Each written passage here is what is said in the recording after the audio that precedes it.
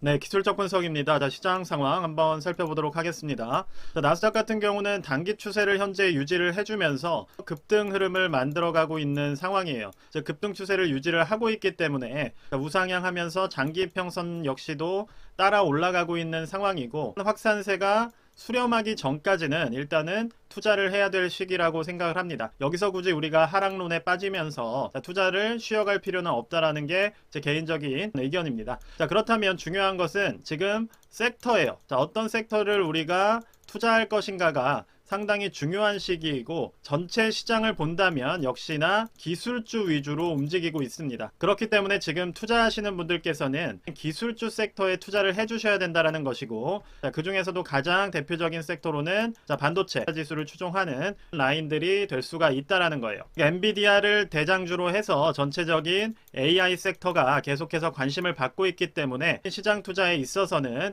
선택과 집중에 신경을 써주시면 좋을 것 같습니다. 개별적인 지수를 살펴본다면 SOXX 같은 경우도 보시는 것처럼 단기 이평을 무너뜨리지 않고 신고가에 도달한 상황에서 매물대 흡수해주는 모습이에요. 단기적인 이평이나 추세를 무너뜨리지 않으면서 이 구간에서 수익 실현 매물을 어느 정도 소화를 했기 때문에, 만약에 오늘 상승으로 시장이 마무리가 된다면 이번 주 내내 계속해서 올라갈 확률이 높다라고 생각을 해요. 왜냐하면 수익 실현 매물을 3일 동안 흡수를 했기 때문에 또다시 과열되는 흐름으로 시장이 움직일 가능성이 높다라고 생각을 합니다. 제가 개인적으로 살펴보는 여러 추세들로 보더라도 현재는 초입 구간에 있기 때문에, 만약에 초입으로 확정이 되려면 오늘 올라줘야겠죠. 초입 구간에서 상승세가 유지가 된다라고 한다면 일주일 단위로도 상승이 유지될 수 있다라고 판단을 해주시면 좋을 것 같습니다. 세배 레버리지인 SOXL 역시도 유사한 흐름이에요. 결국 원지수를 따라가는 것이기 때문에 단기적으로 최근에 만들었던 고점 자체는 갭상승으로 돌파가 나온 상황이고,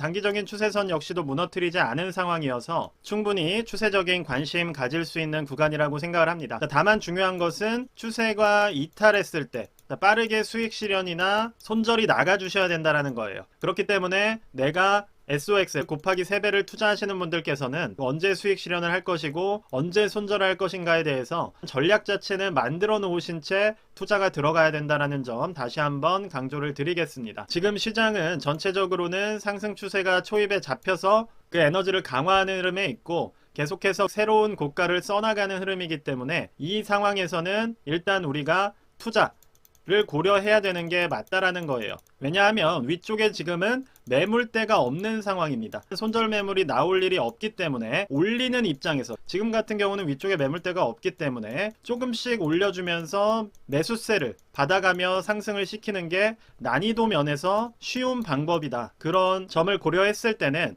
전체적인 시장이 대선 전까지는 어쨌든 정치적으로도 안정되어 있는 상황이기 때문에 어느 정도 과열하는 구간으로 움직일 수 있다라고 생각을 해주시면 좋을 것 같습니다. 엔비디아 같은 경우도 그러한 흐름에 따라서 지금 계속해서 상승 추세를 유지하고 있는 것이고, 엔비디아가 주춤하게 된다면 또 다른 자금들이 새로운 종목들에 유입이 될 것이고, 다만 그 섹터는 반도체 쪽이 될 가능성이 높기 때문에 엔비디아가 먼저 쫙 앞서가게 되면 뒤이어서 상승 추세로 전환이 되는 그러한 흐름들을 확인하실 수가 있다는 거예요. 채권 흐름에서 있어서도 상당히 긍정적인 부분이 있습니다. 바로 상승 추세로 돌아설 것 같았던 채권 흐름 자체가 단기 이평을 딛고 이렇게 올라가던 흐름에서 최근에 장기 이평으로 데드크로스가 나왔고, 반등하는 흐름 자체도 또다시 맞고 떨어졌기 때문에 당분간은 이러한 역배열 추세로 움직일 가능성이 높다라는 거예요. 즉 고점이 낮아지고 저점 역시도 낮아지는 하나의 추세 배열을 만들었기 때문에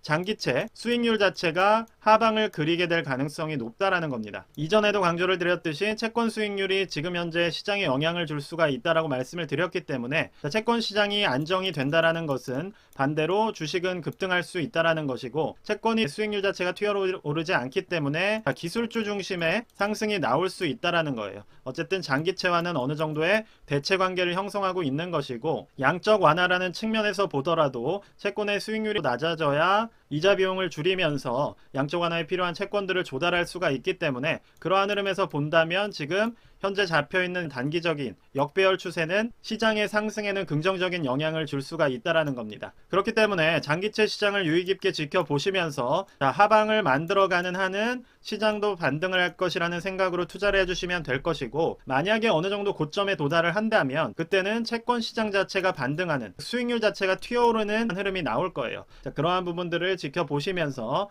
대응에도 활용을 해주실 수 있다라고 생각을 합니다. TMF 같은 경우는 자연스럽게 수익률 자체가 올라가는 흐름을 보이고 있어요. 채권 수익률이 낮아진다는 얘기는 채권 가격이 오른다는 뜻이기 때문에 장기채 20년물 같은 경우에도 단기적으로 반등이 나올 가능성이 높습니다. 다만 난이도가 높은 투자라고 계속 말씀을 드렸기 때문에 내가 어느 정도 단기 투자에 원칙이 있다라고 하시는 분들만 들어가시면 좋을 것 같아요. 그게 아니라고 한다면 차라리 반도체 섹터라던가 주요 기술주 나스닥이나 QQQ 같은 부분들을 공략하는 게 더 난이도 측면에서는 낮기 때문에 TMF 투자를 고려하시는 분들께서는 단기적인 방향성 투자로서 접근을 해주시면 좋을 것 같습니다. 자, 오늘 시장이 만약에 크게 무너지지 않고 선물로 지켜보더라도 어느 정도 보합권 흐름을 보이고 있기 때문에 장이 이렇게만 시작을 해준다면 종가 기준으로는 올라가 있을 가능성이 높아요.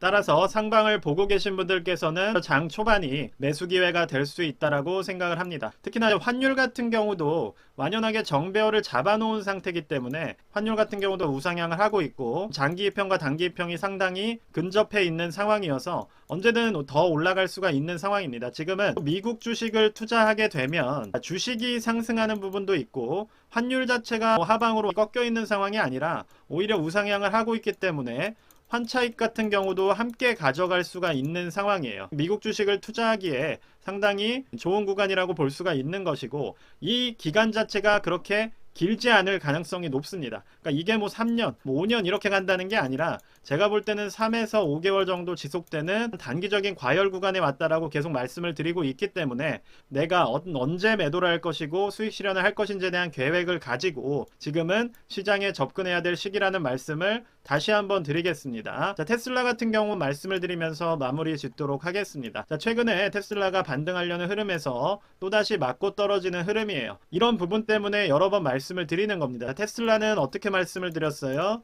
자, 장기적으로, 그러니까 너무 올라간다고 막 매수를 하고 떨어진다고 막 매도를 하는 게 아니라 계속해서 관망을 말씀드리고 있습니다. 어쨌든 지금은 방향성이 정해지지를 않았기 때문에 위로 갈지 아래로 갈지 우리가 예측할 수가 없는 상황이에요. 위쪽에는 매물대가 상당히 많이 존재해서 이러한 모습들이 자주 나오고, 하방으로는 지지라인이 있긴 하지만 위쪽 매물대보다는 조금 더 얕은 매물대가 존재하고 있는 상황이기 때문에 여기서 우리가 매수를 들어간다는 거는 좀 리스크가 높다라는 말씀을 드렸었고, 테슬라는 조금 더 지켜보시면서 투자를 하실 분들이라고 한다면 정확하게 방향성이 드러날 때 지금은 수평된 모습을 보이고 있는 상황이에요. 즉 이 말은 위아래 세력 자체가 상당히 치열하게 부딪히고 있다라는 겁니다. 그럼 이게 어느 정도 균열이 생긴다고 한다면 이런 식으로 튀어 올랐다가도 파동을 만들면서 저점을 높여가는 흐름이 나와줘야 되는데 현재는 그러한 흐름이 아니기 때문에 조금 더 지켜보시면서 최소한 장기 입형 이렇게 우상향하는 흐름을 만들면서 이런 식의 모습만 나와주더라도 우리가 매수를 고려할 수가 있겠지만, 지금 같은 경우는 보시는 것처럼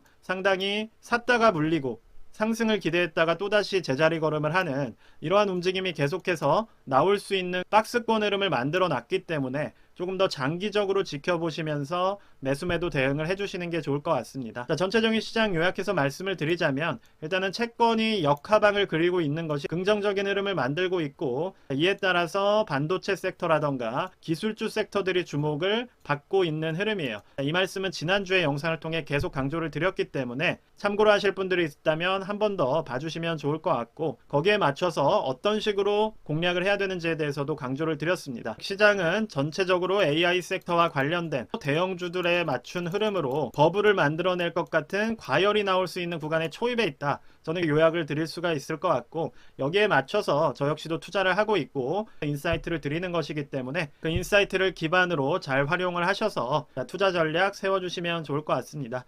저 같은 경우는 이제 개별 주식들 흐름에 맞춰서 최근 포트를 조정하고 있는 상황이어서 관심이 있으신 분들은 멤버십 통해서 확인해 주시면 좋을 것 같아요. 일단 오늘 영상은 여기까지만 말씀드리도록 하겠습니다. 감사합니다.